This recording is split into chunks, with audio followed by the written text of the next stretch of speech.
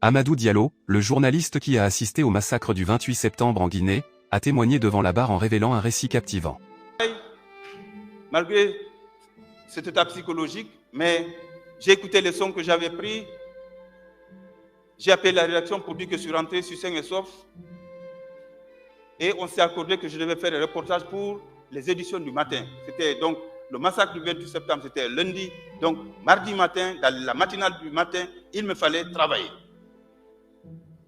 Donc j'ai produit mon reportage dans lequel on entendait des coups de feu, parce que j'avais arrêté ces coups de feu dans cette débandade-là.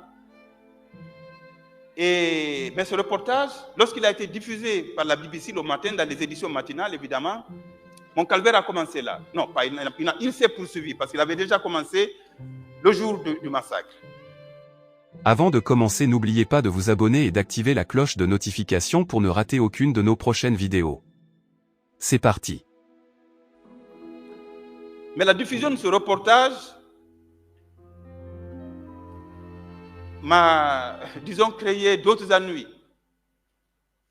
Parce que c'est à partir de là que la garde s'est mise à me chercher, à me traquer. Ils se sont dit, donc, il faut mettre la main sur Amadou.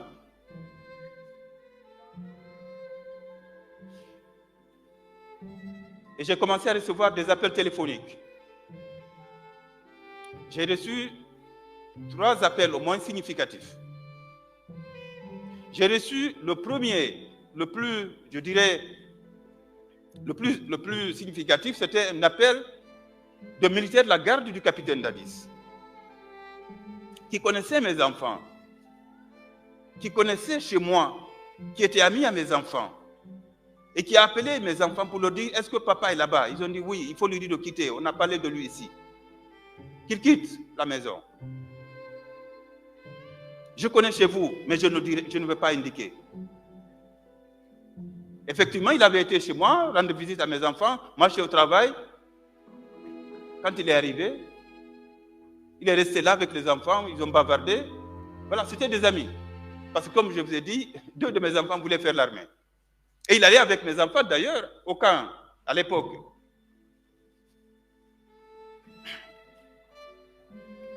Donc, cet appel était significatif. Il a dit, dites au papa de quitter. J'ai reçu un autre appel d'un officier, d'un colonel aussi, qui m'a dit, Monsieur Diallo, lui, c'est moi qui l'ai appelé. Il faut quitter. Votre sécurité n'est pas assurée chez vous. Il faut partir, il faut quitter. Le 3e appel, c'est un ancien ministre du général Lansana Conté. C'était le dernier gouvernement qui a été renversé par la junte du capitaine Dadis. Il m'a appelé le mardi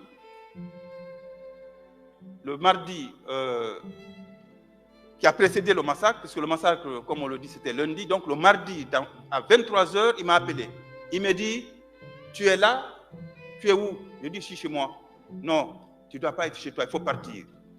Il faut quitter. Il dit, mais pourquoi? Il dit, il faut quitter. Après, je te dirai pourquoi. Il faut quitter.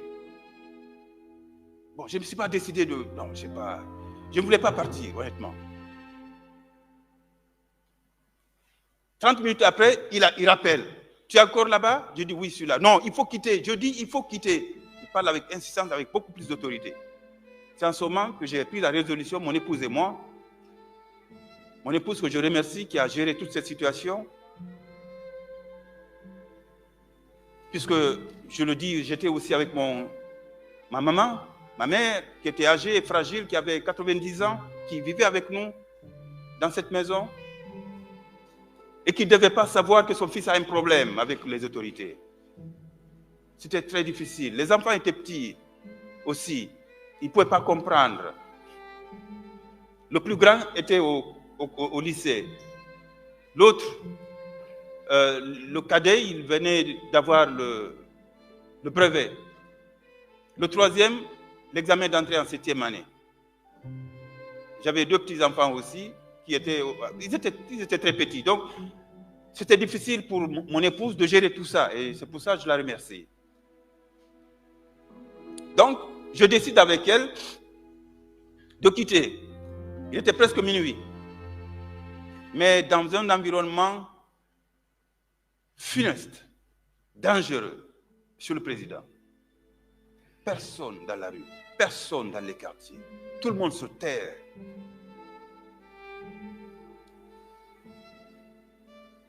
Elle prend la petite voiture, je sors comme j'étais habillé. Elle m'a conduit chez un ami, Alassane Silla, j'ai parlé tantôt de lui, qui était le correspondant du service anglais. Il logeait derrière l'ambassade des États-Unis, à Coloma. Et elle m'a déposé là-bas.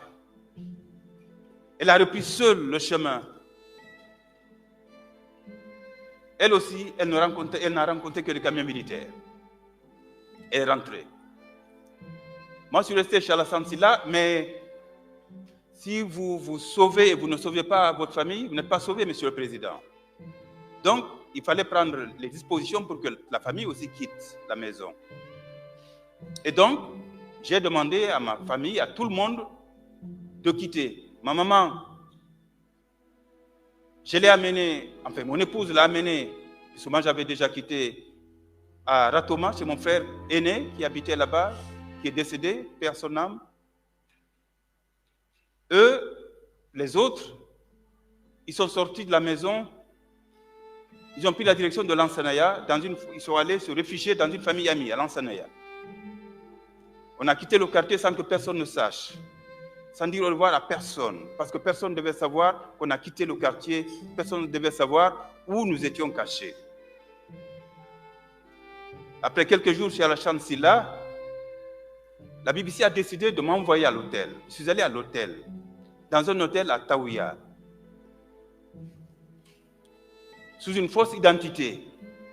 Oui, je ne pouvais pas dévoiler mon identité. Je suis allé dans cet hôtel à Taouya sous une fausse identité.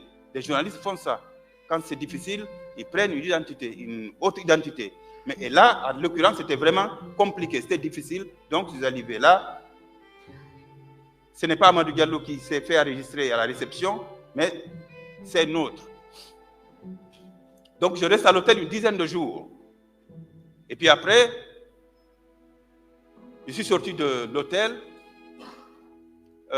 Ma famille, on s'est concerté et on est reparti à la maison. Mais nous ne sommes pas restés longtemps à la maison puisque la situation était terrible, était difficile. Madame ne pouvait même plus partir pratiquement au marché. Les enfants ne sortent plus, on est barricadés. Il y a des gens qui viennent dans le quartier en tenue civile pour demander où habite le journaliste Amadou Diallo. Il y en a même qui partaient au cyber infoline de Kipé où je travaillais. J'envoyais mes papiers, mes câbles par Internet pour demander le journaliste de la BBC ne vient plus ici. Donc, on était barricadés pendant une semaine.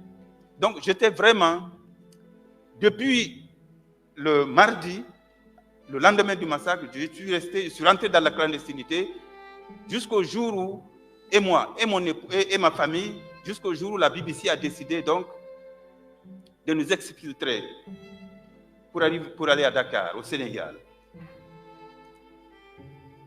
Mais là aussi, c'était compliqué. Il faut partir par quelle voie, par quel moyen? Fallait-il partir par la route? Ou bien il faut passer par l'aéroport? Avec la BBC, on a étudié la question, on a trouvé qu'il fallait partir par l'aéroport parce que par la route, à la frontière, on pouvait m'arrêter et ça pouvait être une arrestation sans témoin. C'était plus dangereux. À l'aéroport, si on m'arrête, il y a toujours des gens qui vont voir, il y a des témoins. Donc, la décision a été prise, l'option a été prise de passer par l'aéroport. Mais, puisque je devais aller avec toute la famille, sauf ma maman, qui, à cause de son âge, a jugé que ce n'était pas nécessaire d'aller avec nous.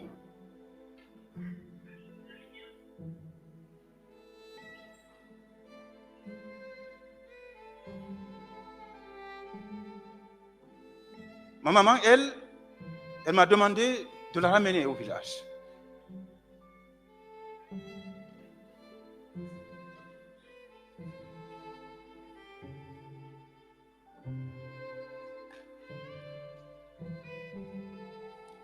C'est mon épouse qui va prendre le risque de la ramener au village. Et nous, elle va vivre juste une année. Et après, elle va mourir. Elle est morte une année après. Moi, j'étais déjà parti à Dakar, au Sénégal. Je n'ai pas pu voir les derniers instants de ma maman. Je n'ai pas pu. J'avais pu la revoir puisque j'étais revenu en 2010 pour couvrir les élections présidentielles. Envoyé spécial de la BBC. J'ai profité pour aller la saluer au village, à la baie. Mais après ça, je n'ai plus eu la possibilité, la chance de la retrouver, de la revoir. Et une année après, elle est décédée. Que Dieu ait son âme. Donc, mon épouse, par le risque de la déposer à la baie, c'était aussi risqué pour elle. Elle a pris le risque, elle est partie la déposer. Et le jour où nous devions donc quitter la maison, quitter Conakry pour le Sénégal, donc après que l'option de nous faire passer par l'aéroport ait été prise, il était donc question de passer par l'aéroport, mais de quelle manière? La famille devait être séparée, divisée, parce qu'il ne fallait pas qu'on sente qu'Amadou et sa famille sortaient du pays. Donc, la famille allait en première position, ils ont fait les formalités, et moi je suis allé en dernière position pour faire les miennes. Mais des instructions fermes avaient été données à toute la famille. Lorsque j'arrive à l'aéroport, personne ne vient vers moi. Pas madame, pas les enfants, même pas mon petit garçon qui n'avait que 3 ans. Même lui, on lui a dit, si papa arrive, tu ne dis pas, bon, tu ne viens pas vers papa. Tu ne connais pas papa, tu ne viens pas du tout. Et donc, quand je suis arrivé, effectivement, à l'aéroport, eux, ils avaient fini les formalités, ils étaient dans la salle. Ils n'étaient pas arrivés dans la salle d'attente encore, mais ils étaient dans la salle des formalités. J'arrive, j'avais un sac en bandolière dans lequel j'avais mon matériel de reportage, mon ordinateur et mon matériel d'enregistrement. Le vent, pour moi, très touchant, il m'a vu, il a dit à sa maman, maman, papa est arrivé. Papa est arrivé. Sa maman a dit, mais tu sais, tu ne dois pas aller vers papa. Il a dit, je connais. Il n'est pas venu vers moi. Mon épouse, les enfants, tout le monde, chacun est resté là où il était. Moi, j'ai fait mes formalités. Je suis rentré indépendamment d'eux. Dans la salle d'attente, je me suis installé derrière. Eux, ils étaient devant. Ils ne me connaissent pas, je ne les connais pas. Jusqu'à ce que nous nous embarquions, jusqu'à ce que nous nous retrouvions à l'intérieur de l'avion, à l'intérieur du vol, c'est en ce moment qu'il y a eu les retrouvailles, que les enfants sont venus vers moi. Ils étaient contents, ils se sont jetés sur moi.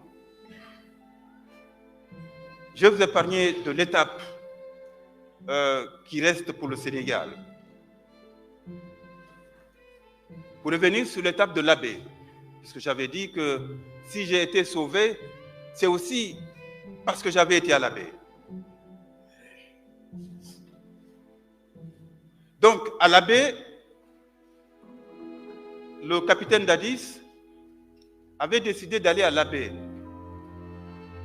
Mais l'ambiance était tendue, l'atmosphère était tendue.